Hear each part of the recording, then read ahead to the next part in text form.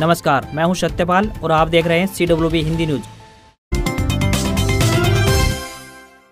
हरियाणा चुनाव आयोग ने पंचायत चुनाव को लेकर बुलाई बैठक, हो सकती है बड़ी घोषणा। हरियाणा चुनाव आयोग ने पंचायत चुनाव के लिए खास बैठक 3 सितंबर यानी आज बुलाई है, जिसमें पंचायत चुनाव को लेकर बड़ी घोषणा हो सकती है। बता दें कि बुधवार को भी राज्य चुनाव आयुक्त धनपत सिंह ने कहा था कि अब पंचायत चुनाव का इंतजार खत्म हो सकता है। उन्होंने कहा था कि 1 सप्ताह के अंदर ही पंचायत चुनाव की घोषणा हो सकती है, साथ ही अक्टूबर के पहले सप्ताह में चुनाव हो सकते हैं। धनपत सिंह ने कहा था कि चुनाव घोषणा होने के बाद चुनाव कराने में कम से कम 1 महीने का वक्त लगेगा। हमारी तरफ से चुनाव की सारी तैयारियां पूरी की जा चुकी है, EVM की भी जाँच की जा चुकी है।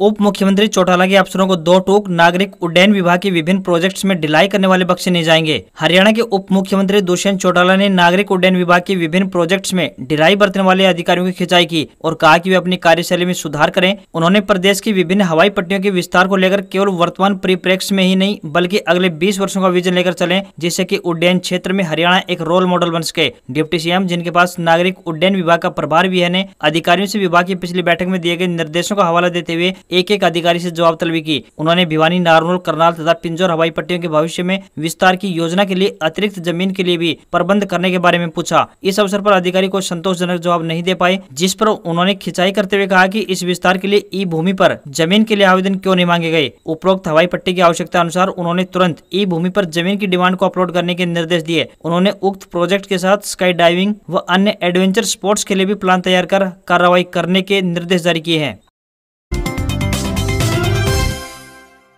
हरियाणा में शिक्षकों के ट्रांसफर से जुड़ी बड़ी खबर, शिक्षा विभाग ने दी अहम जानकारी। हरियाणा शिक्षा विभाग में चल रहे ऑनलाइन ट्रांसफर ड्राइव को लेकर विभाग ने कई बिंदुओं पर स्थिति स्पष्ट की है। विभाग की ओर से जारी बयान में कहा गया है कि 1038 शिक्षकों, जिनमें प्रिंसिपल, PGT और TGT शामिल हैं, के तबादला आदेश पॉलिसी में गलत फार्मूला लगने की वजह से अन्य स्कूलों में हो गए थे। उसमें सुधार करते हुए अब उचित फार्मूले के तहत उन्हें नए स्कूल दिए गए हैं। यह स्पष्ट किया गया है कि अगर किसी एक शिक्षक का स्थानांतरण अगर प्रभावित होता है तो उस वजह से अन्य शिक्षकों का स्थानांतरण भी प्रभावित होता है। इसलिए जो अध्यापक यह शिकायत कर रहे हैं कि उन द्वारा सुगम संपर्क पर शिकायत नहीं डाली गई थी, फिर भी उनके स्थानांतरण आदेश में बदलाव किया गया है, ऐसे अध्यापकों के लिए विभाग ने स्थिति स्पष्ट की है। विभाग के मुताबिक अभी जो दोबारा तबादला आदेश जारी किए गए हैं वो केवल गलत फार्मूला के तहत दूसरे स्कूलों में ट्रांसफर हुए शिक्षकों के ही हैं। Sonali death case, Goa police ने घर का लॉकर और 3 डायरी की सील। सोनाली फोगाट के जीजा ने किया नया खुलासा। भाजपा नेत्री एवं टिकटॉक स्टार सोनाली फोगाट की हत्या के बाद हिसार पहुंची गोवा पुलिस ने दूसरे दिन भी संतनगर स्थित सोनाली के आवास पर छानबीन की। पुलिस ने घर के लॉकर को सील करने के साथ ही 3 डायरियां भी बरामद की हैं। पुलिस को उम्मीद है कि डायरी की मदद से वह सोनाली के मौत के अनछुए राज के बारे में भी पता लगा सकेगी। गौरतलब हो कि बीते दिन भी गोवा पुलिस ने संतनगर में सोनाली के आवास को खंगाला था और वीडियोग्राफी भी की थी। छानबीन के दौरान मौके पर मौजूद सोनाली के बहनोई अमन पूनिया का कहना है कि PA सुधीर सांगवान गलत मंशा से सोनाली को तंत्र मंत्र के लिए राजस्थान लेकर जाता था। सुधीर उसे अपनों से दूर करने के लिए हर मुमकिन कोशिश करता था।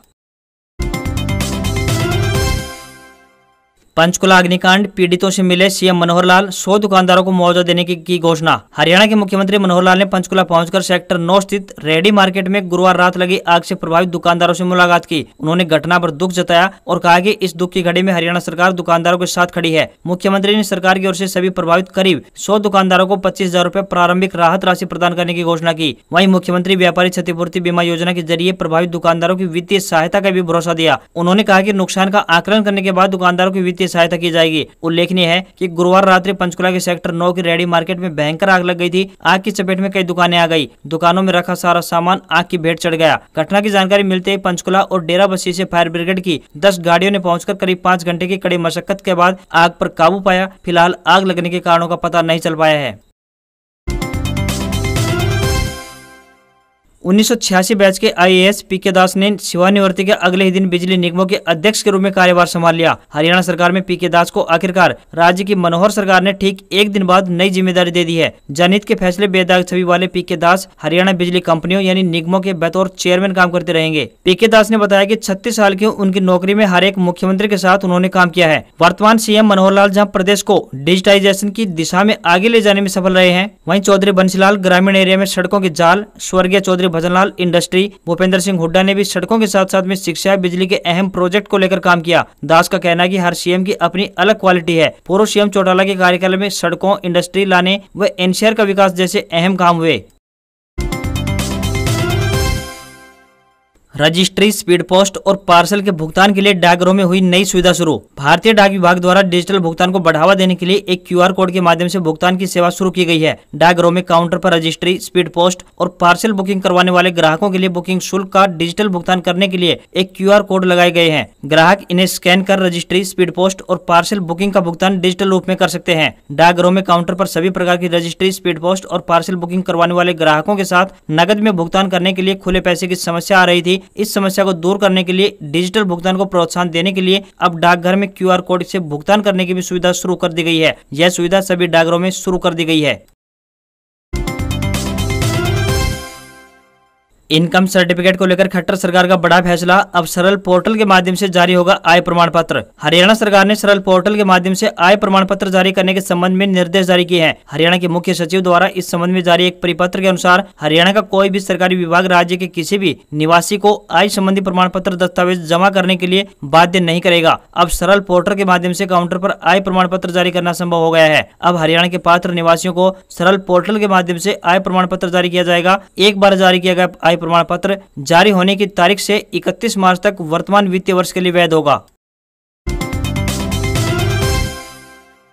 जेपी नड्डा बोले देश पीएम मोदी तो वहीं हरियाणा सीएम मनोहर लाल के सुरक्षित हाथों में है। भारतीय जनता पार्टी के राष्ट्रीय अध्यक्ष जगत प्रकाश नड्डा यानी जेपी नड्डा ने प्रधानमंत्री श्री नरेंद्र मोदी तथा मुख्यमंत्री मनोहर लाल ने देश व प्रदेश के राजनीतिक संस्कृति को बदलने का कार्य किया है। विकास के दृष्टिगत समूचे देश व प्रदेश में पारदर्शी प्रणाली से व्यवस्था में बदलाव किया गया है। अब संबंधित व्यक्ति को योजनाओं का सीधा लाभ मिल रहा है। बिचौलिया राज को खत्म किया गया है। उन्होंने कहा कि वर्तमान परिवेश में भारत देश लेने वाला नहीं बल्कि दुनिया को कुछ न कुछ देने वाला राष्ट्र बन गया है। स्वास्थ्य सेवाओं में बढ़ोतरी के लिए कैथल में 997 करोड़ रुपए से मेडिकल कॉलेज का निर्माण होगा। जेपी नड्डा कैथल की नई अनाज मंडी में आयोजित अमृतकाल संकल्प रैली में संबोधित कर रहे थे। इस रैली में मुख्यमंत्री हरियाणा मनोहर लाल ने भी विशेष रूप से शिरकत की। हरियाणा के मुख्यमंत्री मनोहर लाल ने कहा कि प्रधानमंत्री नरेंद्र मोदी के मार्गदर्शन में सभी सरकारी योजनाओं को आगे बढ़ाते हुए इन्हें जन जन तक पहुँचाने का कार्य किया जा रहा है। उन्होंने कहा कि हरियाणा में जब सरकार बनी तो उन्होंने सोच लिया था कि हरियाणा के लोगों को जात पात में नहीं बंटने देंगे, तभी उन्होंने हरियाणा एक और हरियाणवी एक का नारा आगे बढ़ाया। मुख्यमंत्री ने कहा कि हमें खुशी है कि हमने 8 साल में प्रदेश को जातिगत गुण को स्पर्श नहीं होने दिया। हमने यह भी करके दिखाया कि सरकार कैसे काम करती है। सरकारी सेवाओं और योजनाओं का लाभ पंक्ति में खड़े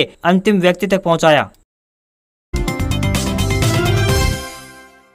शिक्षा विभाग लगाएगा मेला, स्कूली विद्यार्थियों को मिलेगी मनपसंद की साइकिल। राजकीय स्कूलों में पढ़ने वाले अनुसूचित जाति के कक्षा 9वीं व 11वीं के जरूरतमंद छात्रों को शिक्षा विभाग द्वारा साइकिल मुहैया करवाई जाएगी। जो विद्यार्थी 2 किलोमीटर से अधिक की दूरी तय कर स्कूल में आते हैं, ऐसे विद्यार्थियों के लिए इसका काफी लाभ होगा। 13 सितंबर को जींद की डिफेंस कॉलोनी स्थित राजकीय वरिष्ठ माध्यमिक स्कूल में साइकिल मेले का आयोजन किया जाएगा, जिसमें 20 व 22 इंच की साइकिल विद्यार्थी अपनी पसंद के अनुसार ले सकते हैं। शिक्षा विभाग द्वारा दोनों आकार की साइकिलों का रेट GST सहित 3300 रुपए निर्धारित किया गया है। अगर अभिभावक और विद्यार्थी शिक्षा विभाग द्वारा निर्धारित रेट से ज्यादा रेट की साइकिल को पसंद करते हैं तो 3300 रुपए से ज्यादा की जो भी राशि होगी वह अभिभावकों को अपनी जेब से देनी होगी। मेले का समय सुबह 10 बजे से लेकर शाम 4 बजे तक निर्धारित किया गया है। नारी शक्ति पुरस्कार 2022 अपडेट। हरियाणा एवं बाल विकास विभाग की ओर से आवेदन आमंत्रित। 31 अक्टूबर है लास्ट डेट। हरियाणा महिला एवं बाल विकास विभाग की ओर से महिला सशक्तिकरण के क्षेत्र में उत्कृष्ट कार्य करने वाली महिलाओं हेतु नारी शक्ति पुरस्कार के लिए आवेदन आमंत्रित किए गए हैं। इच्छुक महिलाएं 31 अक्टूबर तक award.gov.in पोर्टल पर ऑनलाइन आवेदन कर सकती हैं। अंतर्राष्ट्रीय महिला दिवस के अवसर पर आगामी 8 मार्च सन 2023 को महिला सशक्तिकरण के क्षेत्र में व्यक्तिगत, समूह व संस्था के असाधारण कार्य करने वाली महिलाओं को नारी शक्ति पुरस्कार से सम्मानित किया जाएगा। व्यक्तिगत आवेदनकर्ता की आयु कम से कम 25 वर्ष एवं संस्था का कम से कम 5 वर्ष का अनुभव होना अनिवार्य है।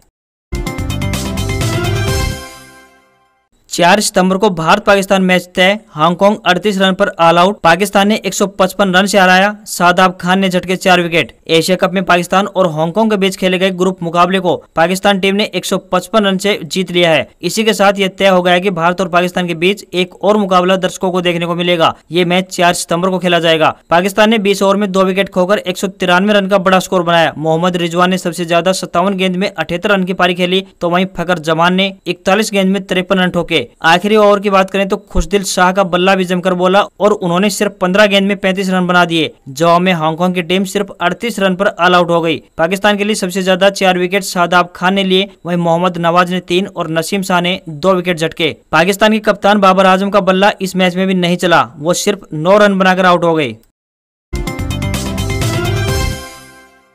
भिवानी वाया चंडीगढ़ कालका एक्सप्रेस 7 सितंबर से होगी शुरू, रेलवे ने जारी किया आदेश। भिवानी से चंडीगढ़ तक सफर करने वाले यात्रियों को रेलवे ने राहत प्रदान की है। लगभग 2.5 साल से बंद एकता एक्सप्रेस ट्रेन नंबर 14,795 व 14,796 का संचालन 7 सितंबर को भिवानी से कालका के मध्य पुनः किया जा रहा है। एकता एक्सप्रेस के संचालन से सबसे ज्यादा फायदा नौकरी पेशा लोगों सहित पीजीआई चंडीगढ़ जाने वाले मरीजों को होगा। रेलवे ने ट्रेन संचालन को लेकर तैयारियां पूरी कर ली हैं और शुक्रवार शाम को ट्रेन के संचालन की तारीख और समय सारणी भी घोषित कर दी गई है। एकता एक्सप्रेस को हिमालयन क्वीन के नाम से भी जाना जाता है। यह ट्रेन भिवानी से पानीपत चंडीगढ़ होते हुए कालका तक जाती थी। रेल मंत्रालय ने 7 सितंबर से संचालित एकता एक्सप्रेस को कलानौर स्टेशन पर भी ठहराव देने का फैसला किया है। कालका भिवानी एक्सप्रेस बीच रास्ते के कलानौर कला, रोहतक, गोहाना, इसराना, पानीपत, घरोंडा, करनाल, नीलाखेड़ी, कुरुक्षेत्र, शाहबाद, मारकंडा, अंबाला छावनी, चंडीगढ़ और चंडी मंदिर रेलवे स्टेशन पर दोनों दिशाओं में ठहराव करेगी। ट्रेन भिवानी से सुबह 4:30 पर प्रस्थान करके सुबह 5:30 पर रोहतक, 6:57 पर पानीपत, 9:30 बजे अंबाला, 10:17 पर चंडीगढ़ और सुबह 11 बजे कालका पहुंचेगी। वापसी कालका से ट्रेन शाम 4:55 पर प्रस्थान करके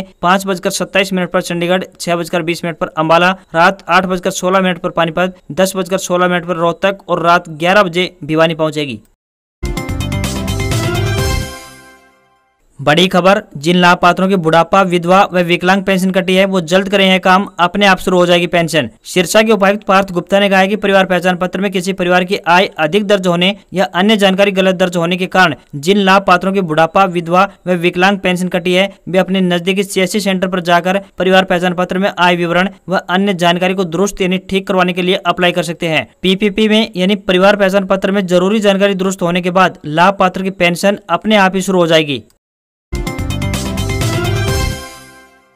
फ्लैट बंद हुआ शेयर बाजार, सेंसेक्स 36 अंक बढ़कर 58,803 पर बंद। सोने चांदी की चमक बढ़ी, डॉलर के मुकाबले रुपया हुआ कमजोर। हफ्ते के 5वें और आखिरी कारोबारी दिन भारतीय शेयर बाजार फ्लैट बंद हुए। सेंसेक्स 36 अंक की बढ़त के साथ 58,803 अंक पर बंद हुआ। वहीं निफ्टी की बात करें तो 16 अंक की गिरावट के साथ 17,526 के स्तर पर बंद हुआ। सेंसेक्स के 30 में से सिर्फ 11 शेयरों में तेजी रही, वहीं 19 शेयरों में गिरावट दिखाई दी। वहीं दूसरी ओर सोने चांदी में तेजी दिखाई दी। 24 कैरेट सोना 50,300 रुपए प्रति 10 ग्राम पर बंद हुआ। चांदी की बात करें तो ये 52,250 रुपए प्रति किलोग्राम पर पहुंच गई। रुपया डॉलर के मुकाबले 26 पैसे कमजोर होकर 79 रुपए 82 पैसे पर बंद हुआ। आज खबरों में बस इतना ही। देखते रहिए CWB हिंदी न्यूज। नमस्कार।